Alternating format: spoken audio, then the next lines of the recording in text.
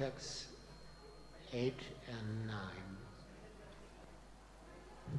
Om Namo Bhagavate Vasudevaya.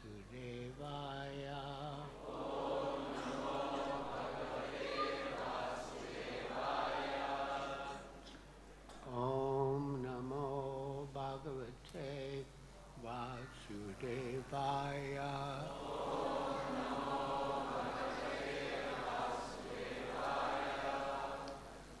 Om Namo Bhagavate Vasudevaya.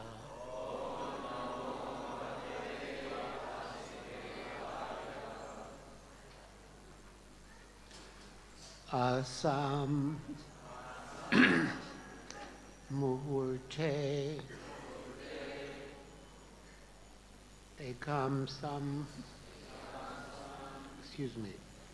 ekasmin nānā-āgāreṣu yoṣitām sa-vidhaṁ jagṛhe pāṇīn anurūpaḥ sva-māyayā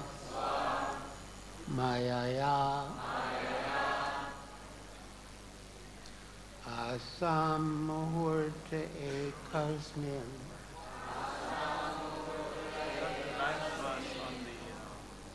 Oh, okay.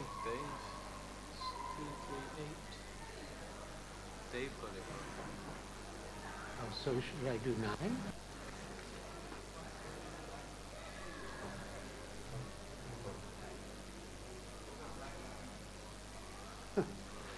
All right.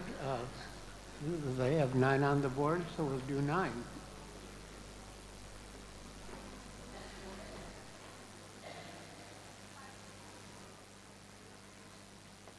Tasu apatyani ajanayat atma tuyani sarvata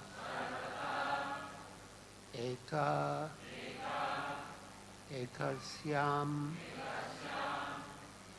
dasa prakrite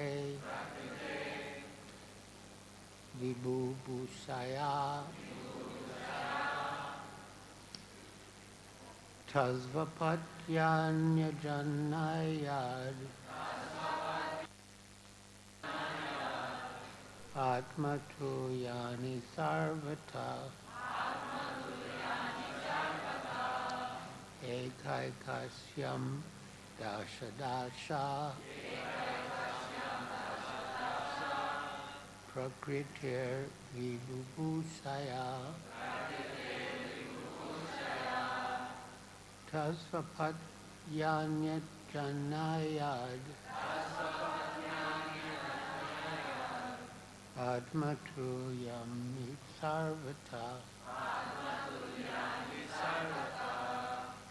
ekasyam dasha prakritir vibhūṣaya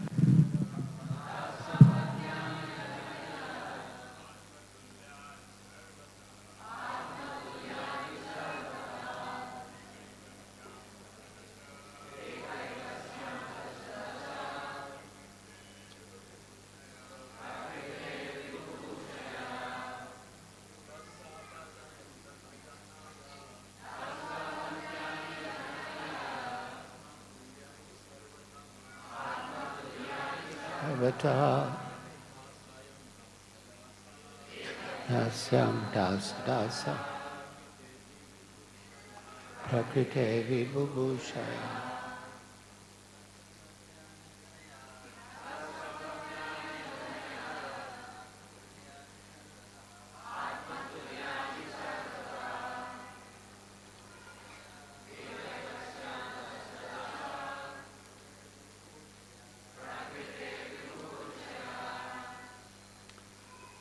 Ladies?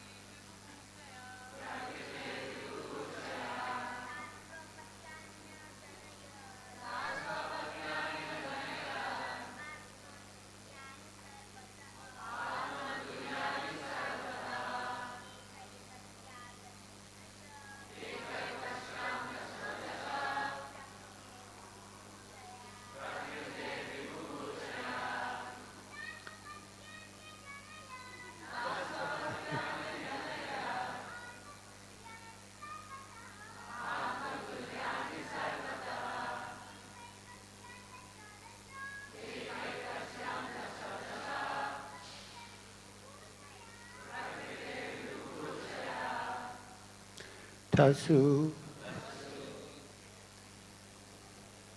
unto them apatyani offspring ajanayat begot atmatuyani all like himself sarvataha in all respects, ekasmin, in each and every one of them, dasha, 10, dasha, 10, prakrite, for expanding himself, vibhubhushaya, so desiring. Translation. Just to expand himself according to his transcendental features, the Lord begot in each and every one of them 10 offspring with exactly his own qualities. Please repeat. Just to expand himself according to his transcendental features, the Lord begot in each and every one of them 10 offspring with exactly his own qualities. So this verse is read with the previous verses. And I'll just read the translation of those verses to give the context. Text 7, translation. There in the house of the demon, all the princesses kidnapped by Narakasura at once became alert upon seeing the Lord, the friend of the distressed. They looked upon him with eagerness, joy, and shyness, and offered to be his wives. Text 8.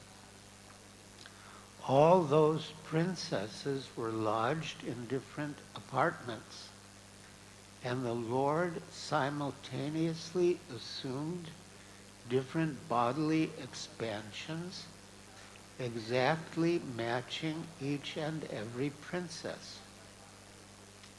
He accepted their hands in perfect rituals by his internal potency. And then text 9, just to expand himself according to his transcendental features, the Lord begot in each and every one of them 10 offspring with exactly his own qualities. So this pastime is explained in detail in the 10th canto of Srimad Bhagavatam, and I'll read from there so you can get the real sense of what took place. Srimad Bhagavatam, Canto 10, Chapter 59, the killing of the demon Naraka. This chapter tells how Lord Krishna killed Naraka, the son of the earth goddess, and married the thousands of maidens the demon had kidnapped.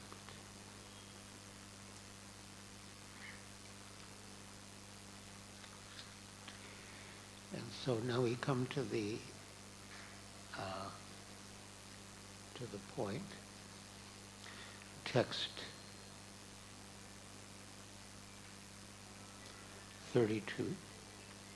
Shukadeva Goswami said, "Thus entreated by Goddess Bhumi in words of humble devotion, the Supreme Lord bestowed fearlessness upon her grandson and then entered Bhaumasura's palace, which was filled with all manner of riches." 33. There Lord Krishna saw 16,000 royal maidens, whom Bhoma had taken by force from various kings. Purport. Srila Sridhar Swami provides evidence from the sage Parasara, as quoted in the Vishnu Purana, to the effect that there were actually 16,100 royal maidens imprisoned in Bhoma's palace. Quote, "Within the maidens' quarters, O wise one, the Lord of unequaled prowess found 16,100 princesses." Another relevant verse from the Vishnu Purana, 5:29-9, is as follows. The demon, Bhaumasura, kidnapped the unmarried daughters of demigods, siddhas, asuras, and kings, O Janardana, and imprisoned them in his palace. 34. The women became enchanted when they saw that most exalted of males enter. In their minds they each accepted him, who had been brought there by destiny, as their chosen husband. 35. With the thought, "May Providence grant that this man become my husband," each and every princess absorbed her heart in contemplation of Krishna. 36. The Lord had the princesses arrayed in clean, spotless garments, and then sent them in palanquins to Dwarka, together with great treasures of chariots, horses, and other valuables.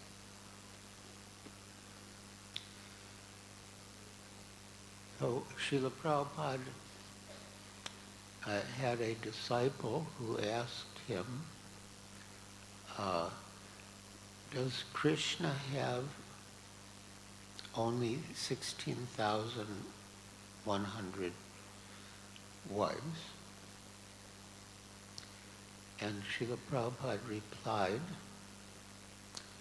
you also want to become Krishna's wife? You can pray like that.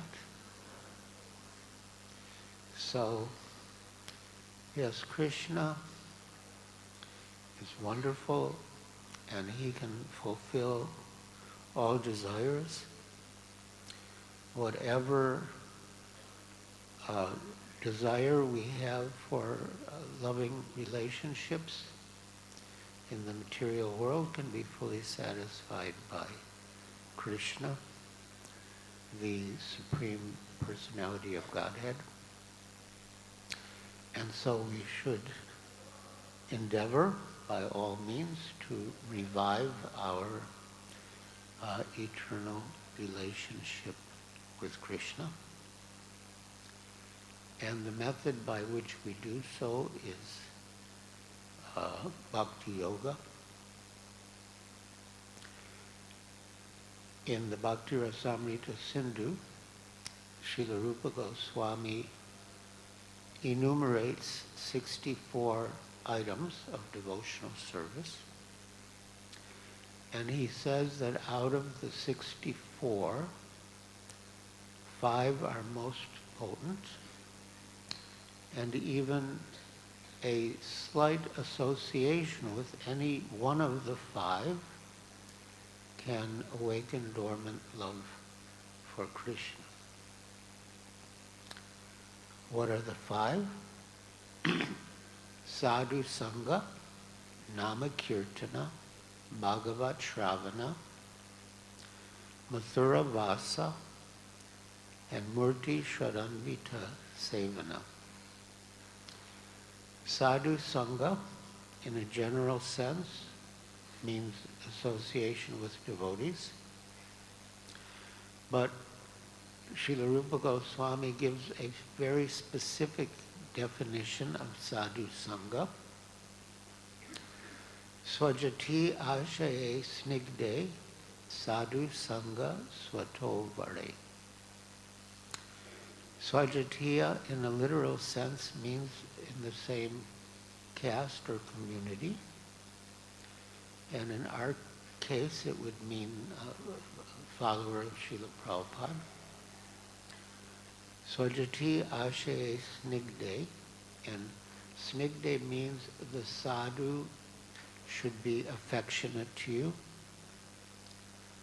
Sadhu sangha satovare, and satovare means the sadhu should be more advanced than you are. So that's the actual definition of sadhu sangha. So sadhu sangha nama kirtana, chanting the holy names of Krishna. Bhagavat Shravana, hearing Bhagavad Gita and Srimad Bhagavatam. Mathura Vasa, residing in Mathura. And Murti Shradanvita Sevana, serving the deity with faith and veneration. Once I was with His Holiness Gaur Govinda Swami Maharaj in Mauritius, and after a program we did together there, somehow I mentioned these 5 items, and when I came to Mathura Vasa, residing in Mathura, he looked me in the eyes and said, Kamsa also resided in Mathura.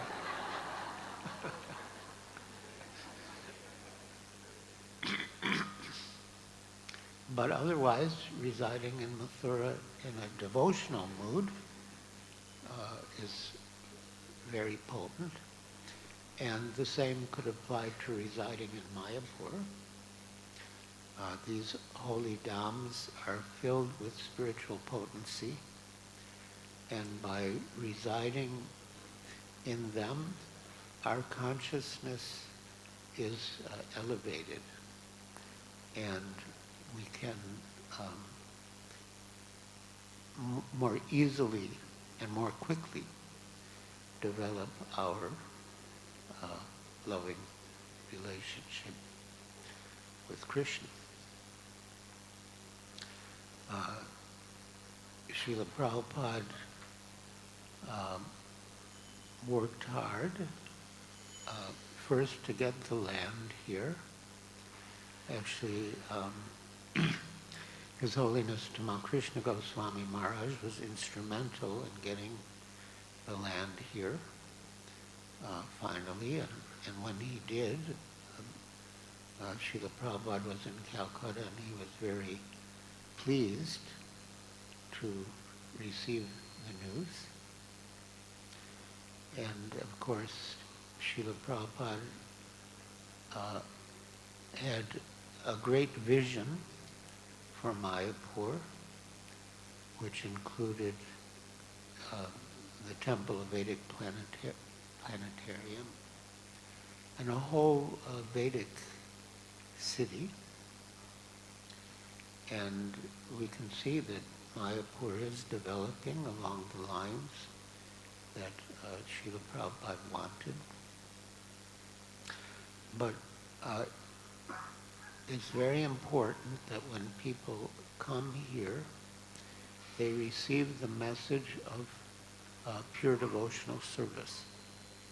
Because people can come with different conceptions, different motives, but we want them to come to pure devotional service, which is defined by Srila Rupa Goswami.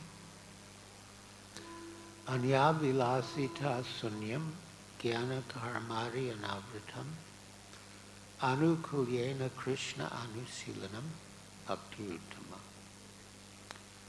So anya vilasita sunyam means without any other desire. But Srila Vishwanath Chakravarti Thakur analyzes Rupa Goswami's use of the suffix ita.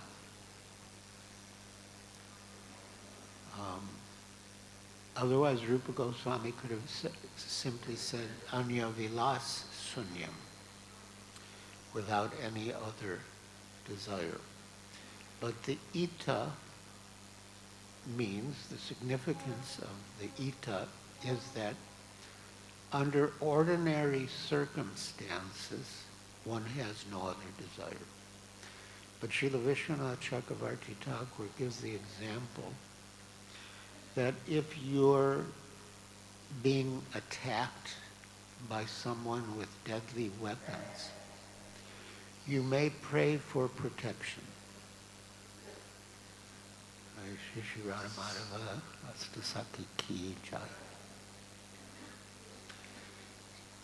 You may pray for protection. So ordinarily, we wouldn't pray for protection in the course of devotional service, but in some extraordinary circumstance we may.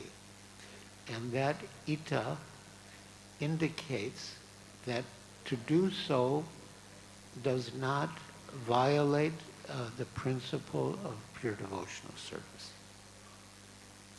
So anya vilasita sunyam jnana karmadi anamritam.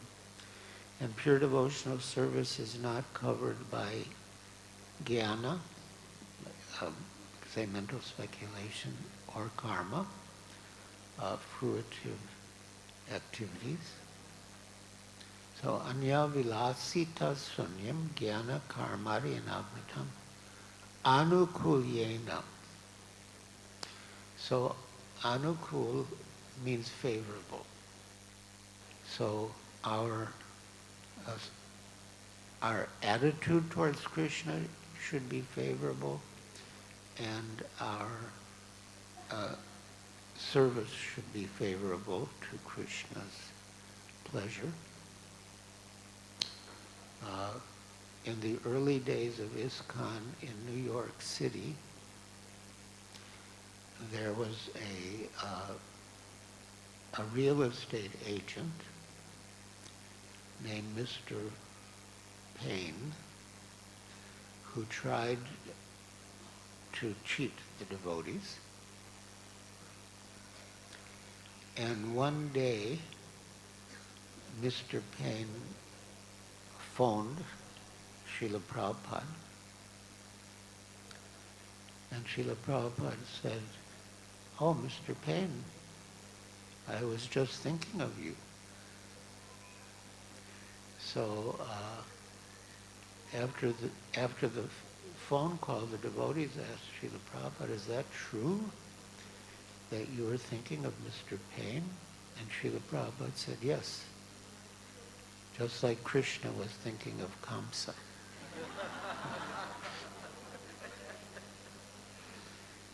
So, yeah. So, anyavilasita sunyam jnana karmadi anavritam anukulyena.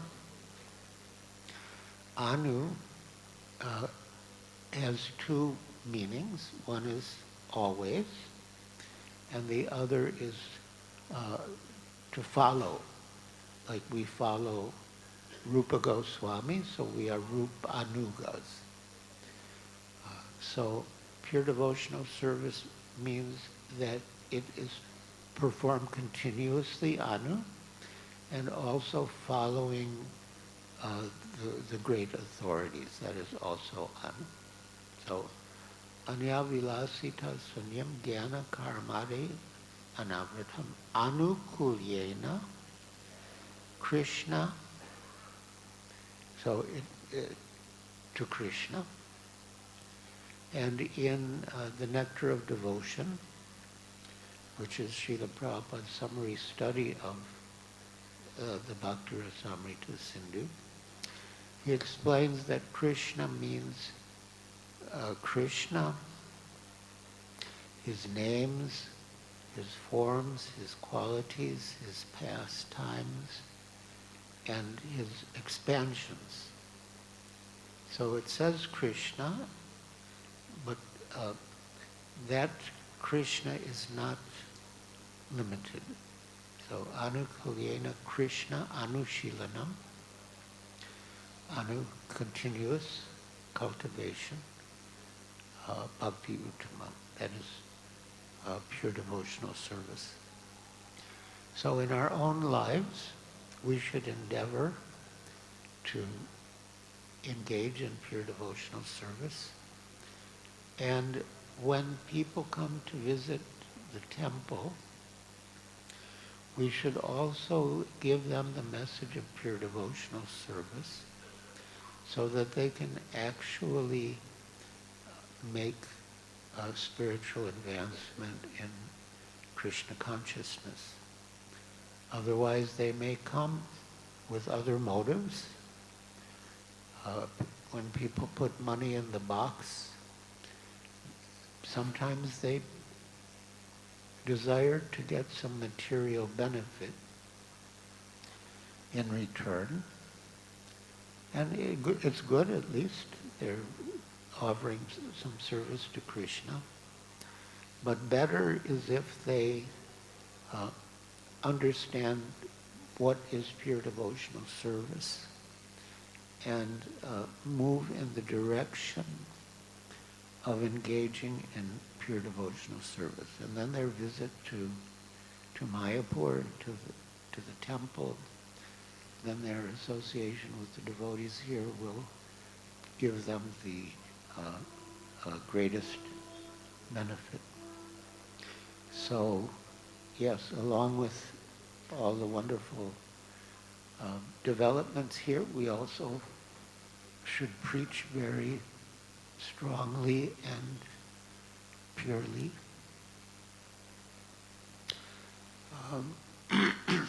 Once I was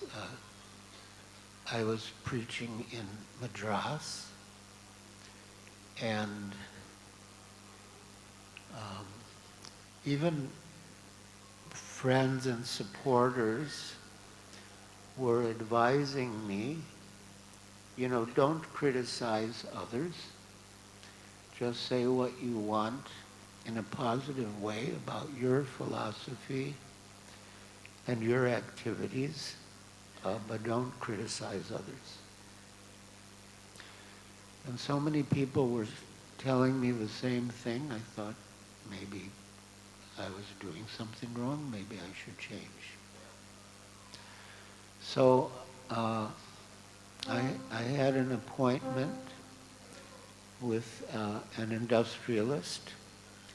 He had a big compound, and in his compound he had his office, his factory, and his home.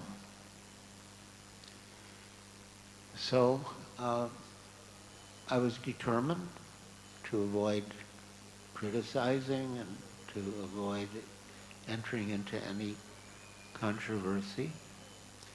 So I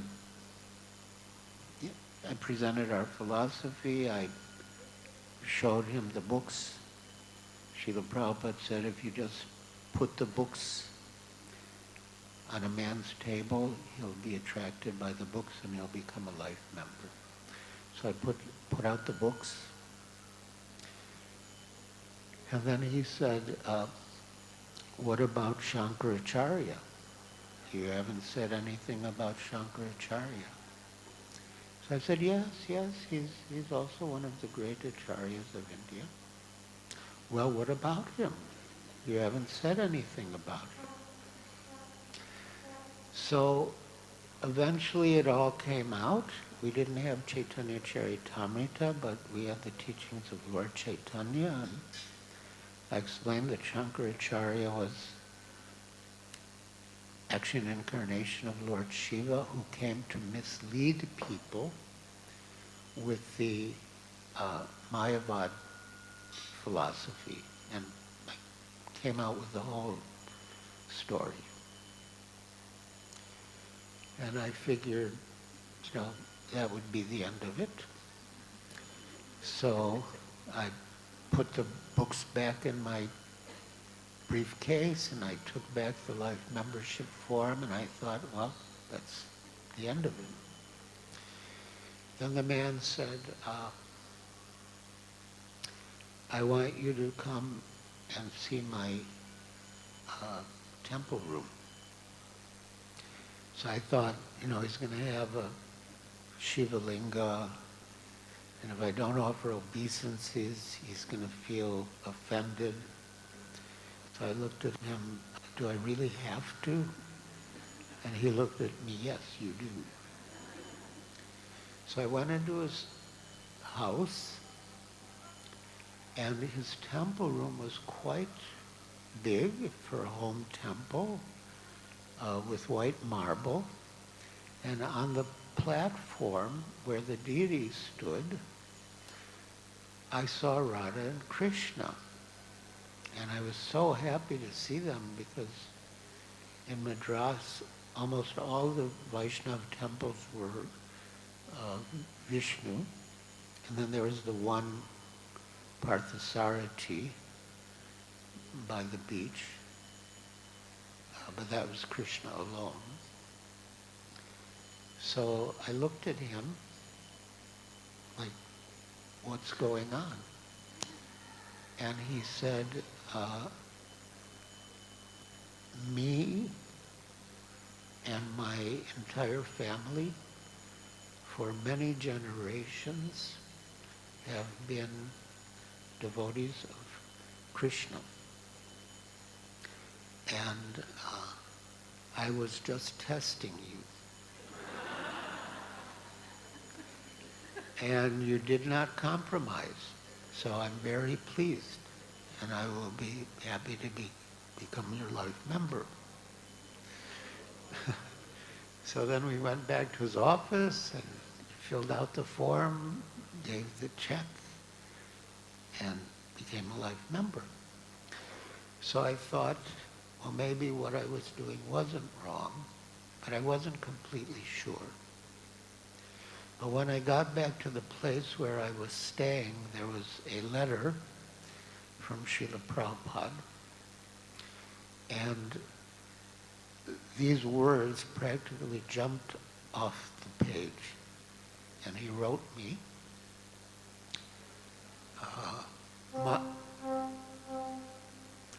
my Guru Maharaj never compromised in his preaching.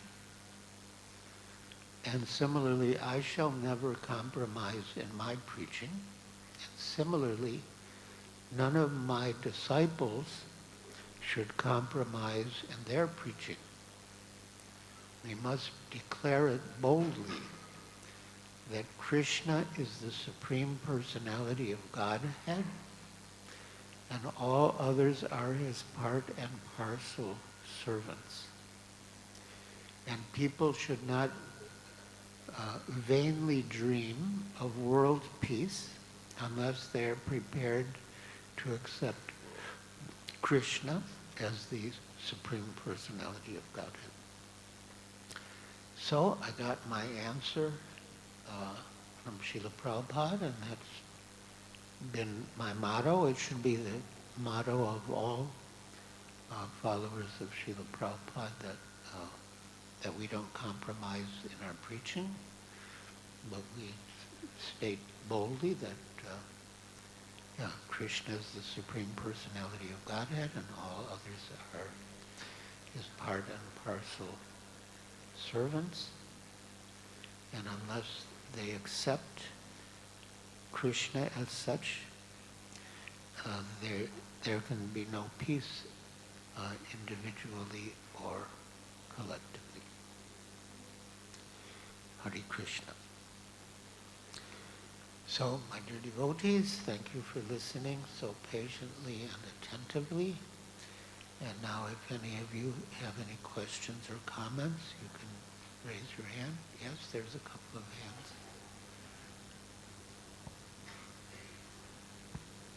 Thank you very much, Maharaj. Very beautiful.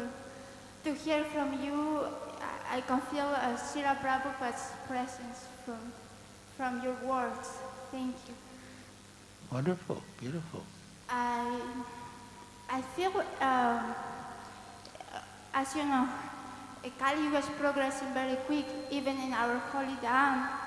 And how can we be strong in our preaching? By example. For example, I feel we should give only prasadam to our visitors.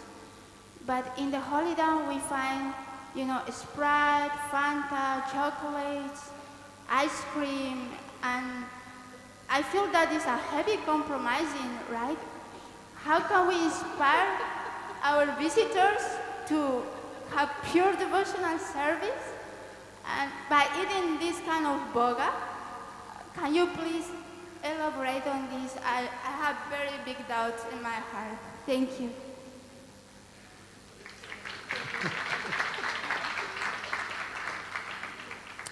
Well, I appreciate your concern, and I think of Srila Prabhupada's Guru Maharaj, Srila Bhaktisiddhanta Saraswati Thakur, when some Britishers were coming to Mayapur. He was prepared even to give them meat.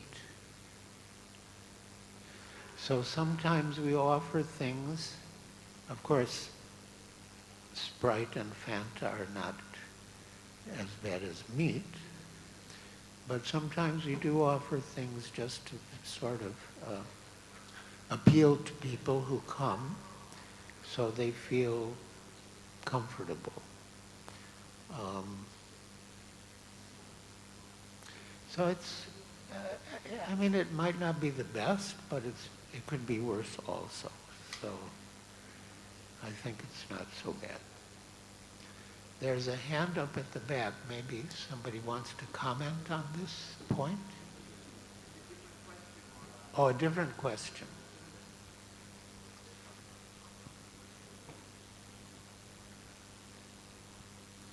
Hare Krishna. Thank you, Maharaj. You spoke about pure devotional service. Oftentimes, we see new devotees. When they come, they're very enthusiastic, very surrendered, very dedicated. And as we get older, there's more opportunity for leisure or for taking things easy. So, how to stay in that mood of anyabhilashita shunya, even when we become older physically and in our years of devotional service, because the opportunity to subtly or grossly digress from anyabhilashita shunya becomes more and more. So how to stay focused on that resolve, which is oftentimes forced when we are a new devotee, but later on it seems to be more optional, whether we attend programs, whether we actually dedicate ourselves in the same way. Srila Prabhupada said 90% of Krishna consciousness is association. So by associating with sincere, serious, advanced devotees, we can keep up our determination and yeah, I think that's the best encouragement to persevere in pure devotional service is the association of pure devotees by Rupa Goswami's definition. So, thank you. Good question. Hare Krishna Maharaj, quoting Maharaj from Puranas, it is understood that human beings will be directed to either hell or heaven basing on their characters on the earth. In hell suffer with so many severe punishments as per the Garuda Purana. If it is real, the punishment for human whom soul or body, because once a man dies means the body will be cremated or buried here only. Only the Atma only left over. So if the Atma goes to the hell, says, Nainam Sindanti Sasrani, Nainam Dahati Pavaka, then what is the punishment to the witch? Whom the punishment will be awarded, Maharaj? Did you catch that? Somehow it's hard to understand. You got it? Okay. I think Prabhu is saying that when one dies, so the material body is cremated, but the soul is still existing. So in Shastra it says that after death one has to suffer, hellish things if they've lived. After death? They have to suffer hellish, punishments. A sinful person has to suffer hellish punishments. So then if the material body is already destroyed and the soul is only what's left, what is it that suffers?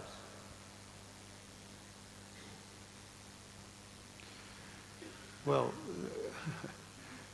the soul leaves the body, but it gets another body, unless it's liberated, but the soul will get another body, and in the next body the soul will suffer the punishment that's due to him for his sinful activities. So, I'm going to have to take a break for about 5 minutes. I'll come right back. So in the meantime, yeah, you can chant Hare Krishna, and I'll be back in a few minutes.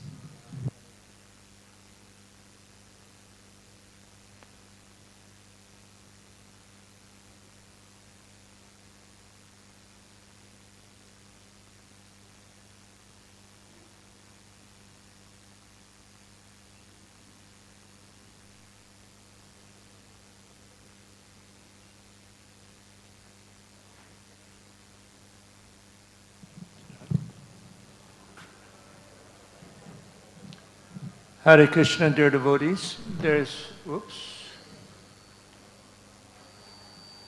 some amazing books that Giriraj Swami's written, and as we know from his class, there will be a lot of very powerful realizations that Srila Prabhupada has imparted to him.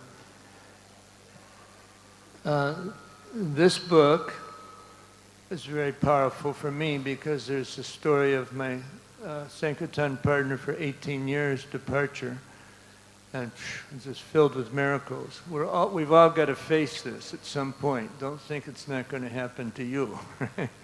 One thing that Prabhupada said. This book, let's see, the Dancing White Elephants. This is one I haven't read yet, so we're the dancing white elephants here. And this is Giriraj Swami traveling with Srila Prabhupada in the early days of ISKCON India. And I'll build you a temple. Just amazing what took place, the miracles. and how this Krishna killed this big demon, Mr. Nair. You know, and Prabhupada was so glad to see him go, because he was trying to steal all the property, all this nonsense he was doing.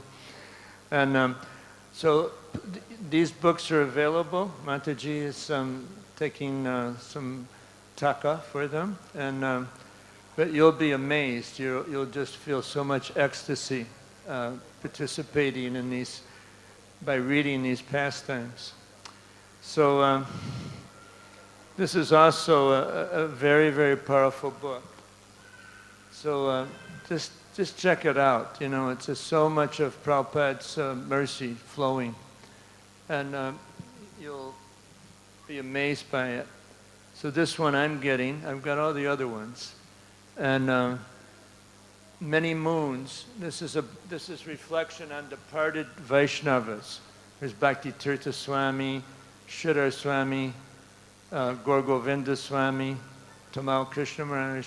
These are the ones I had a lot of association with over the years. But I've got to actually reread this one, you know, because it's been a while since I've had the opportunity. And then,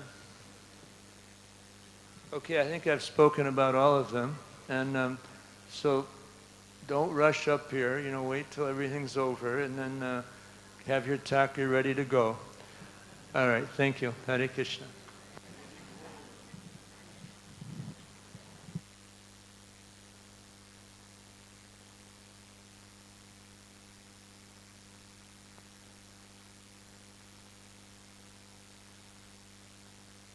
Yeah, that's a good point. One other point is that Maharaj will sign any books that devotees would like to have. That's a special blessing.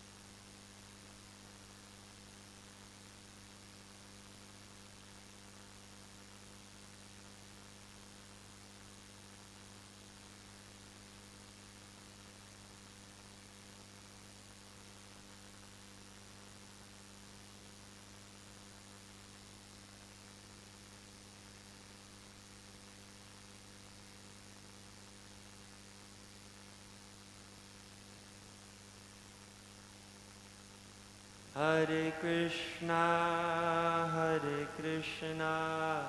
Krishna Krishna, Hare Hare, Hare Rama,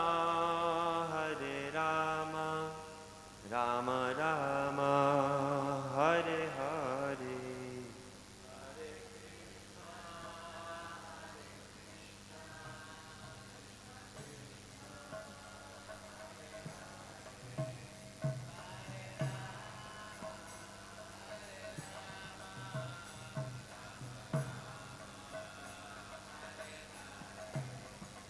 Hare Krishna,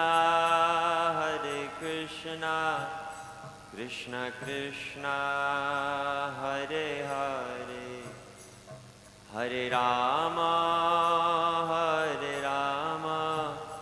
Rama Rama, Hare Hare, Hare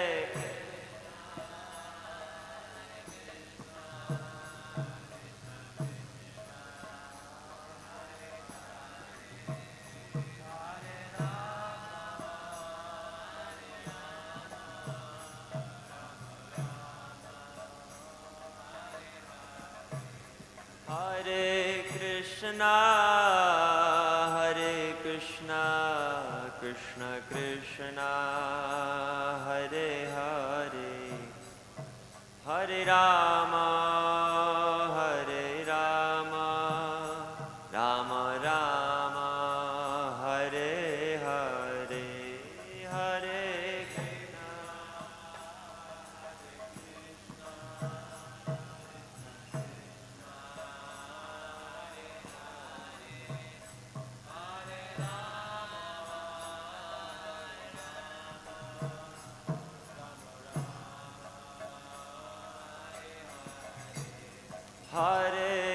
Krishna.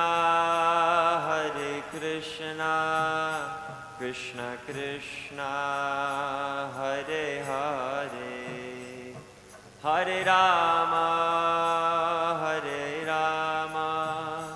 Rama Rama, Hare Hare,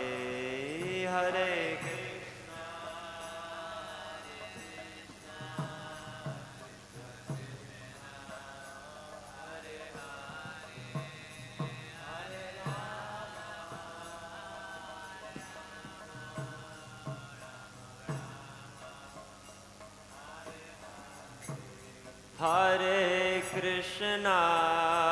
Hare Krishna, Krishna Krishna, Hare Hare, Hare Rama, Rama Rama, Hare Hare,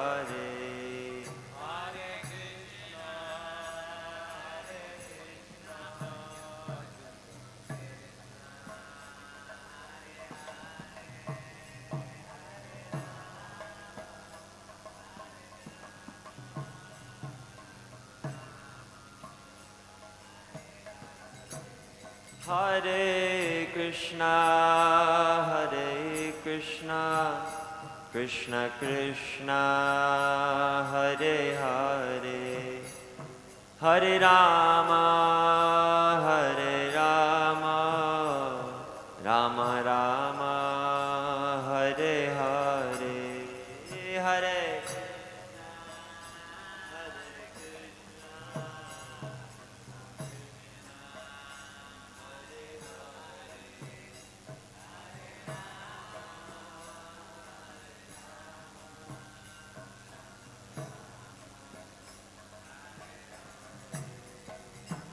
Giriraj Swami Maharaj ki.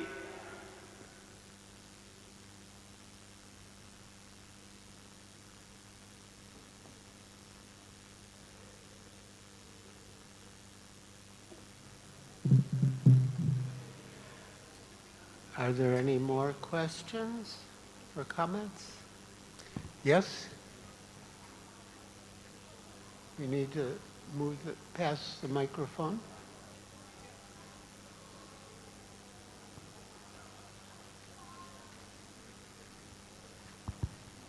Hare Krishna Maharaj, thank you for the class.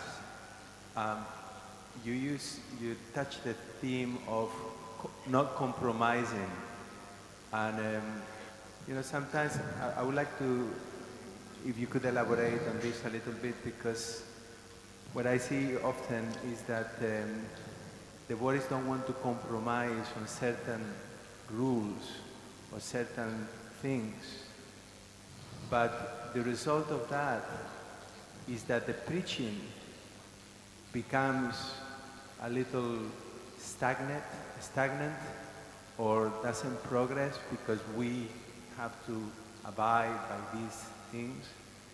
And, you know, knowing you that you were so close to Srila Prabhupada, you know, what I've seen with him, he was so expert at, I wouldn't like to use the word compromising, but really accommodating and being inclusive so that people will take up Krishna consciousness, taking that as the highest principle. So my question is, how do we actually, you know, use this word compromising properly? It doesn't become like, we become like, you know, too attached to rules and regulations. That's a good question. Yes, we want to attract people to Krishna consciousness, and we don't want to put them off. So we might not tell them everything in the beginning because it might be too much for them to deal with.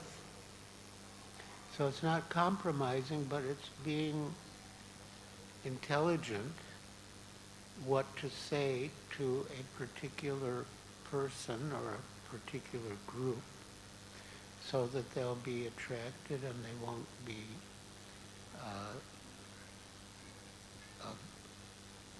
very pious. But at a certain point, the mother started to speak Mayavad philosophy. And I knew that if I got into an argument with her, it would spoil the mood. She wouldn't like it, her daughter wouldn't like it, her son-in-law wouldn't like it. But at the same time, I couldn't just let it go. So I thought, let me give her Srila Prabhupada's book. That way, I don't have to call her a fool and rascal. Srila Prabhupada will call her a fool and rascal. So sometimes that's a better approach, you know, speak in a way that pleases people and attracts them, and then give them Srila Prabhupada's book so they get the full message. Yes, there's two over here. Hare Krishna Maharaj, thank you for your association. On your previous program, you mentioned that you went back to Mumbai, to Bombay, to continue your service with life members. And my question is, what does it mean actually to take care about such people in the long term? Thank you. Yes, well, the first point with the life members is that we promise them certain things. Srila Prabhupada's books, a lifetime subscription to Back to Godhead magazine, and a free stay for 3 days in our temples and guest houses. So we should keep our promises. As I mentioned, if we keep our promises, then our life members themselves will make other life members. But if we don't keep our promises, then even if we try to make someone a life member, he might not agree because he's heard that we don't keep our promises. So, yeah, I would visit them, I would give them prasad. Yeah, Srila Prabhupada actually said that making someone a life member is next best to making someone a devotee. So, yeah, in all our relationships, we should be very genuine and care for the person, care about the person with whom we're dealing. And they'll sense that genuine care, and they'll respond favorably.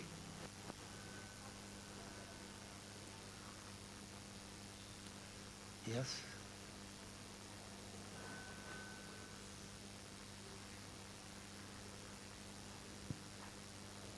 Hare Krishna Maharaj.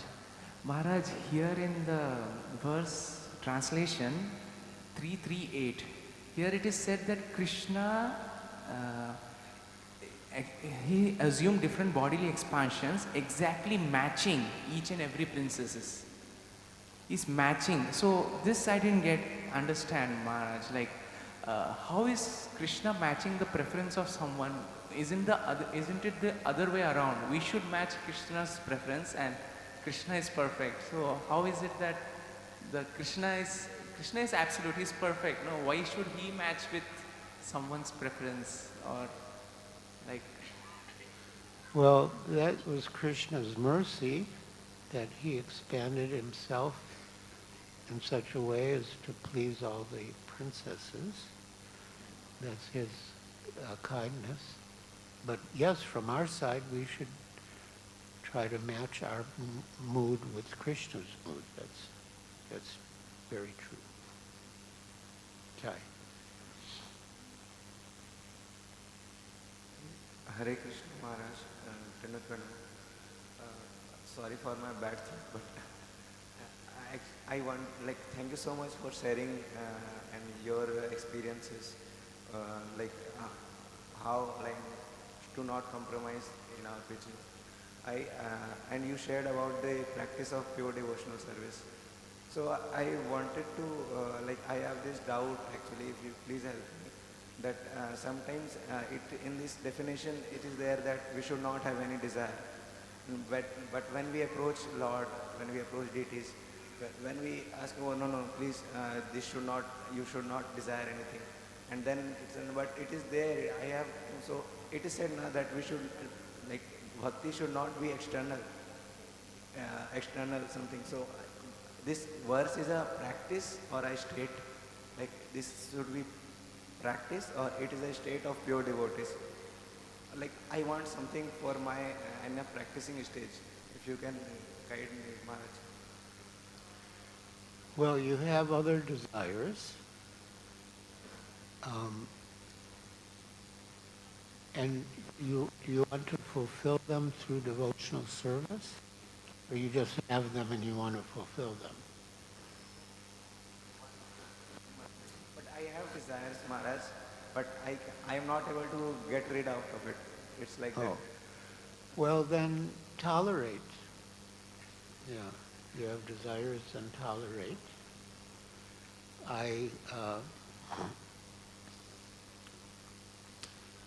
Yes, when I was with Srila Prabhupada in Gorakhpur,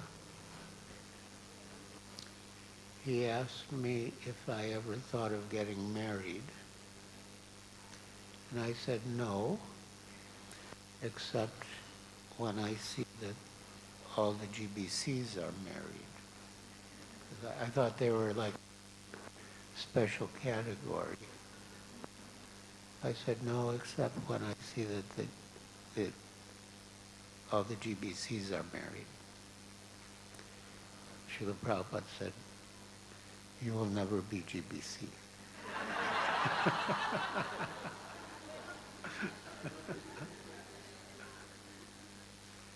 And then he said that the demands of the body, of sex desire and others as well, are like an itch. And if you scratch the itch, initially you might get some relief, but then the itch comes back more. So he said it's better to tolerate, and then gradually the itch will subside. So, yeah, just tolerate, take shelter of Krishna, of the holy name, of the philosophy, of advanced devotees, and you will be successful.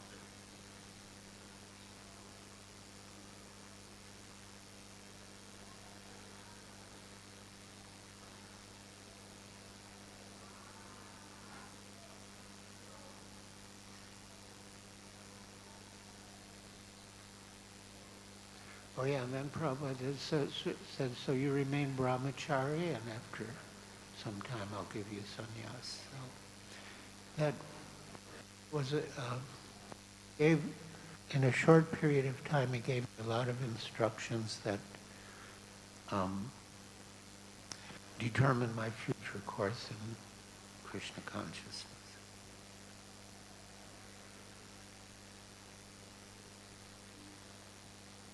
Yes? Get microphone over here.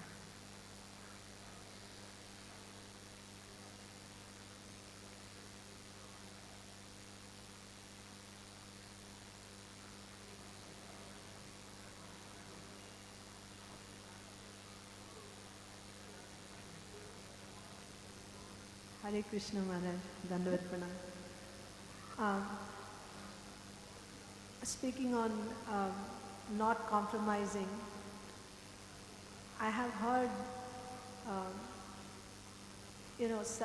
some devotees strongly speaking that only Krishna is the Supreme Personality of Godhead and we should not compromise. Not talking about Mayavad philosophy, but even other expansions of Krishna. When you you have to make it clear that only Krishna is the Supreme Personality of Godhead and everyone else is subordinate to Krishna. And on the other side, we understand that it is Krishna himself in different forms. Yes. So what should be our stand? Is that also correct when someone strongly preaches that no, you cannot compromise, you should establish only Krishna as the Supreme Personality of Godhead? Is that also right? What should be our stand?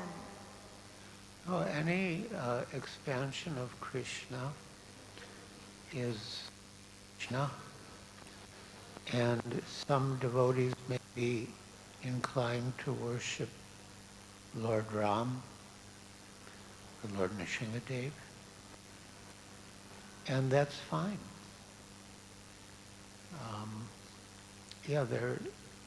Lord Chaitanya had some devotees who were inclined to worship Lord Ram, and he encouraged them.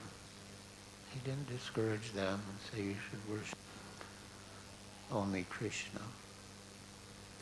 So yeah, any form of Krishna, any expansion of Krishna is fine. It's good that they're approaching Krishna in whatever form, so we encourage them. So there's no need to say that this is the highest?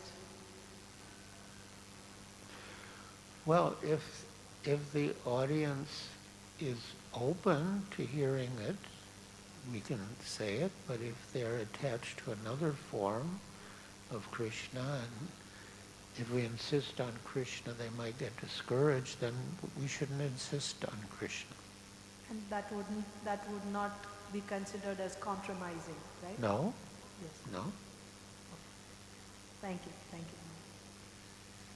There's a hand up at the back. Oh, there's another hand. All right, do this one here, and then there's one at the back.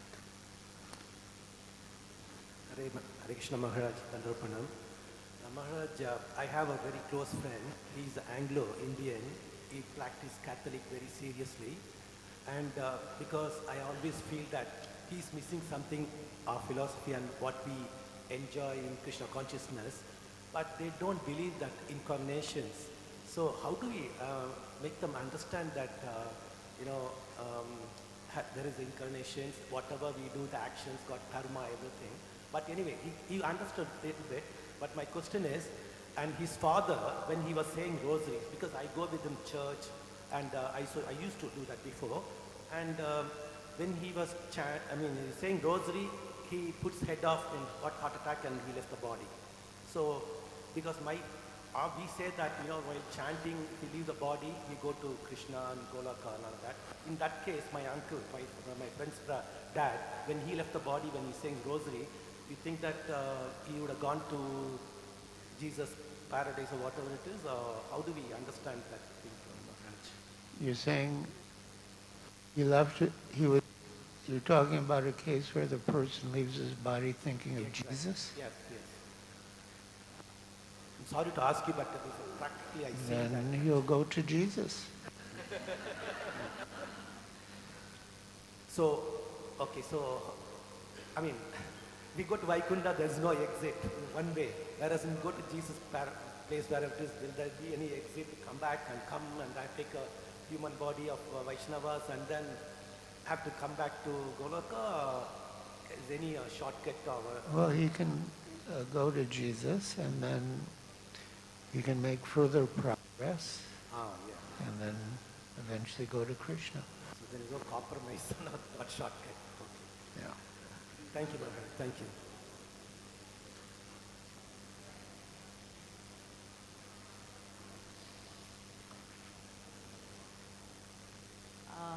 Hi Krishna Maharaj, thank you for the wonderful Bhagavatam class. The question is, when we do preaching online, like mass preaching, so if I'm doing one-to-one preaching, I know what to say to the person, like how much information should I be giving to that person. But when we are doing mass preaching, then how to deal with that? Because some of the people who are favorable to Krishna consciousness will come to the movement, will like the process also. But some will get lost in the process or may not like the process. So how to deal with that? How much information should we give on the mass platform? So this is general audience.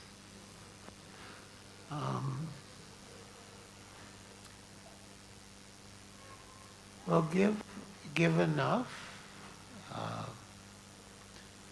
Maybe not too much, and you can, I suppose you could ask people who are more interested to contact you personally, and then depending on their receptivity and eligibility, you can give them more information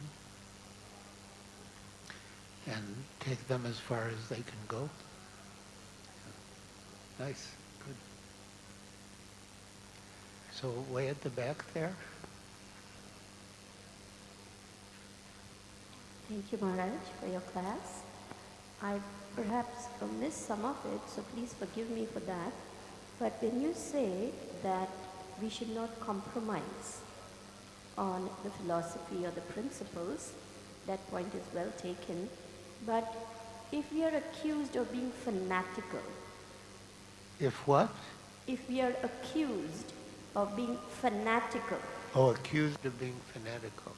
Then how do we explain that we are simply sticking to the words of Srila Prabhupada and not being fanatical?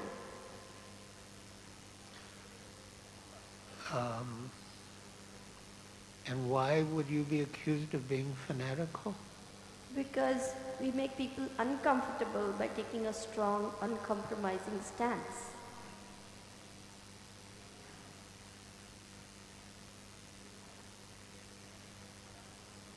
Taking a strong, uncompromising stance on what point? On the point of Srila Prabhupada's instructions.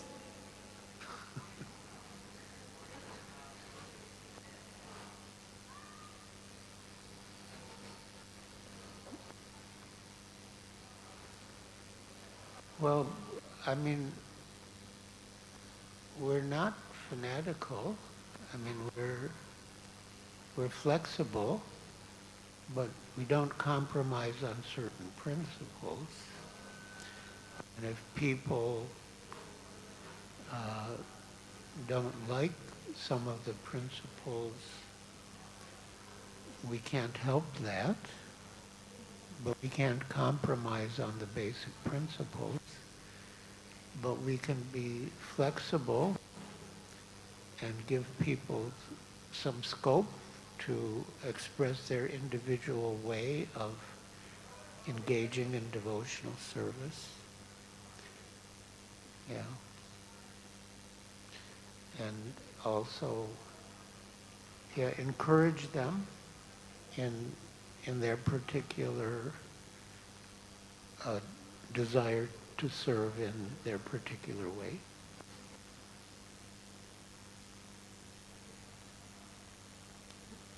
Does that address your concern? Yeah, to some extent. Thank you for that. Could you go on to please explain the difference between a principle and a detail? I'm reminded, Shruti Kirti Prabhu said to Srila Prabhupada that, we have faith in you, that you have adjusted some of the details, but have not compromised on any of the principles. So he asked Srila Prabhupada, how do we distinguish between a principle and a detail? And Srila Prabhupada replied, that requires a little intelligence.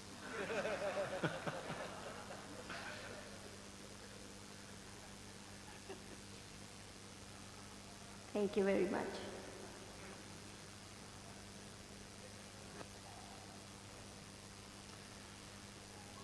All right, well, thank you again for listening so patiently and attentively, asking such intelligent questions, and I wish you all the best. Hare Krishna. All glories. Srila Prabhupada ki jai.